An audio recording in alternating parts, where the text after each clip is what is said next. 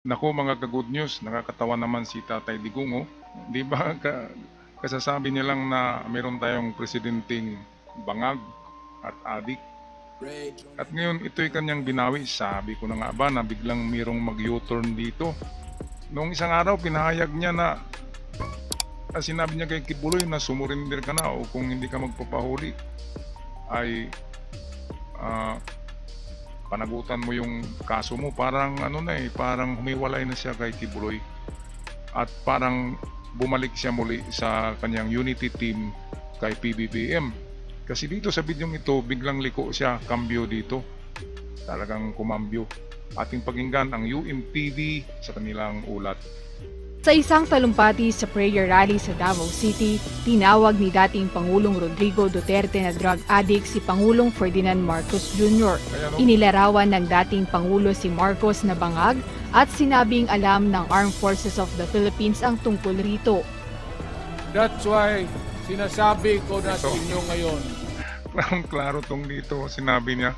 Tapos mamaya matawa kayo dito kasi sabi niya kahit barilin niyo pa ako, ipakulong, maawa naman kayo sa akin. O, ganyan na joker pala ito si Tatay. Bongbong Marcos bangag noon. Ngayong presidente na bangag natin ang presidente. Oo, ayan o, klaro yan. Kayong mga military, alam ninyo yan. Lalo na yung sa Malacanang. Alam ninyo. Oo. The Armed Forces of the Philippines. Ulit-ulit niya eh. Dagdag ng dating Pangulo, nakasama ang pangalan ni Pangulong Marcos sa listahan ng Philippine Drug Enforcement Agency o PDEA at aniya iniingatan niya ito dahil silang dalawa ay magkaibigan o magkakilala.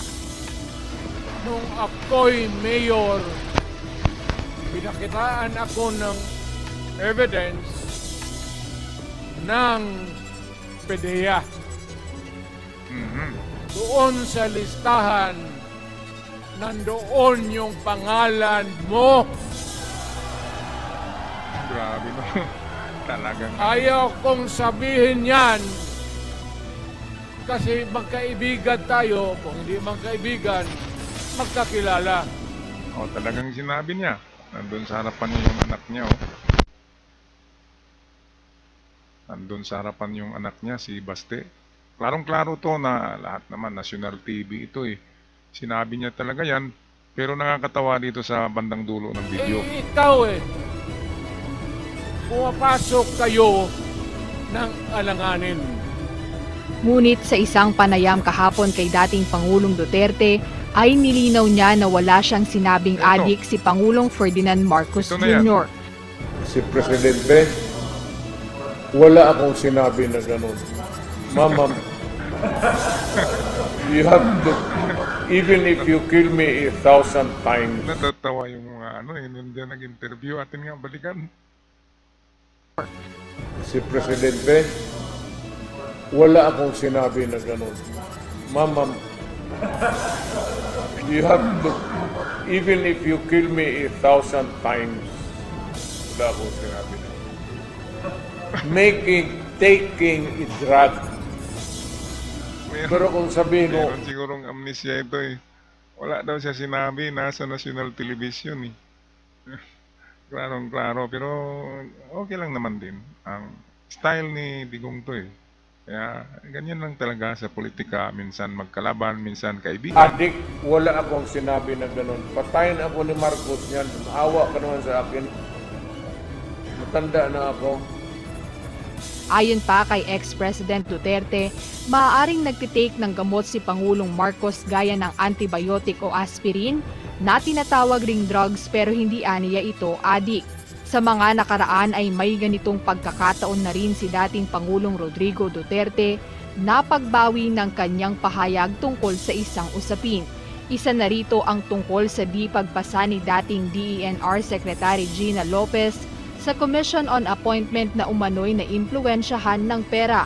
Ngunit nilinaw ng dating Pangulo na may nang impluwensya lang at hindi ibig sabihin na nagkaabutan ng pera. Sa kabilang banda ay ganito rin ang ginawa ni Vice President at Education Secretary Sara Duterte tungkol sa inalis na ngayong mensahe niya sa ika-38 anibersaryo ng EDSA People Power. Okay, so ayan na. Bawian na tayo ng ating mga sinasabing maanghang. Pero okay lang naman yan kasi yan na ang paraan at daan patungo sa pag-reconcile ng dating unity team Dutertes and Marcos. At sa tingin ko ay talagang maano dito si Kibuloy, mahiwalay sa eksena na ito. Kasi pinayuhan niya nagpayo na si Digong sa kanya na sumurinder na, tumarap na sa Senado. Kaya parang meron yatang nilaglag. Alright? Okay, mga good news. Hanggang sa muli, natatawa talaga ako kanina. Hanggang sa muli nating mga reaction video dito lamang sa The Good News Daily TV. Paalam, Luzon, Visayas, Mindanao.